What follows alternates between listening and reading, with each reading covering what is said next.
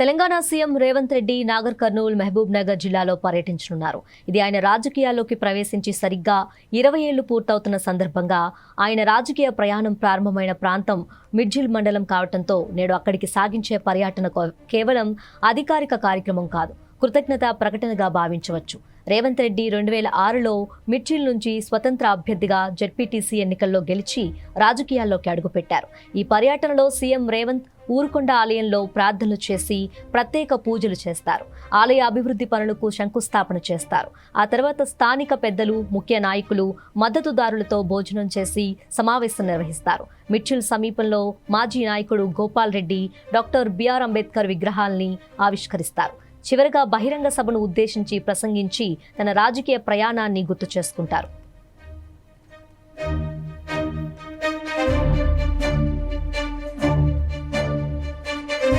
రేవంత్ రెడ్డి రాజకీయ జీవితం మిడ్జిల్తో ముడిపడి ఉంది.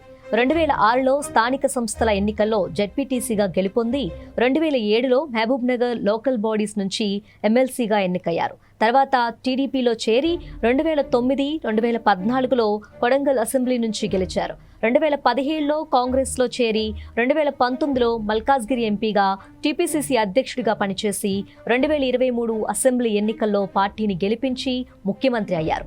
ఈ 20 ఏళ్లలో రేవంత్ రెడ్డి విద్యార్థి రాజకీయాల నుంచి ప్రారంభించి స్వతంత్ర అభ్యర్థిగా టీడీపీ, కాంగ్రెస్ ద్వారా ఉన్నత స్థాయికి ఎదిగారు. మిడ్జిల్ ప్రజలు ఆయనకు మొదటి గుర్తింపిచ్చారని, ఆ ఆశీర్వాదాలే ఆయన్ను సీఎం స్థాయికి తీసుకెళ్లాయని ఆయన సన్నిహితులు చెప్తున్నారు.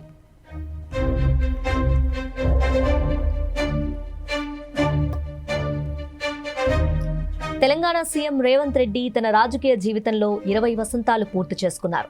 ఈ సందర్భంగా తన 2 దశాబ్దాల ప్రజా జీవితాన్ని నెమరవేసుకుంటూ సోషల్ మీడియా వేదికగా ఆయన ఒక ఆసక్తికరమైన, భావోద్వేగభరితమైన పోస్ట్ చేశారు. తన ప్రయాణంలో అండగా నిలిచిన ప్రతి ఒక్కరికి పేరు పేరున కృతజ్ఞతలు తెలిపారు. లక్షల అక్షరాలతో రాసిన, కోట్ల పదాలను కూర్చి చెప్పిన తరగని మధుర జ్ఞాపకం ఈ 2 దశాబ్దాల ప్రజా జీవితం అని సీఎం రేవంత్ తన ట్వీట్లో పేర్కొన్నారు. నాడు మిడ్జిల్లో సాధారణ రేవంత్ రెడ్డిగా మొదలైన తన రాజకీయ ప్రయాణం నేడు తెలంగాణ ప్రజలందరి గుండెల్లో రేవంత్ అన్నగా నిలిచే వరకు సాగటం తన జీవితంలో ఒక ప్రత్యేక అధ్యాయమని ఆయన అభివర్ణించారు.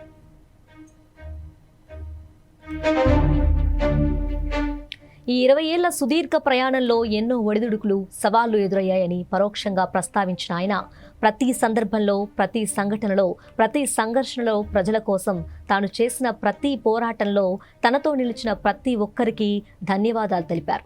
తనతో కలిసి నడిచిన ఆత్మీయులు, మిత్రులు, శ్రేయోభిలాషులు, రాజకీయ కార్యకర్తలకు ఈ సందర్భంగా హృదయపూర్వక అభినందనలు తెలియజేశారు.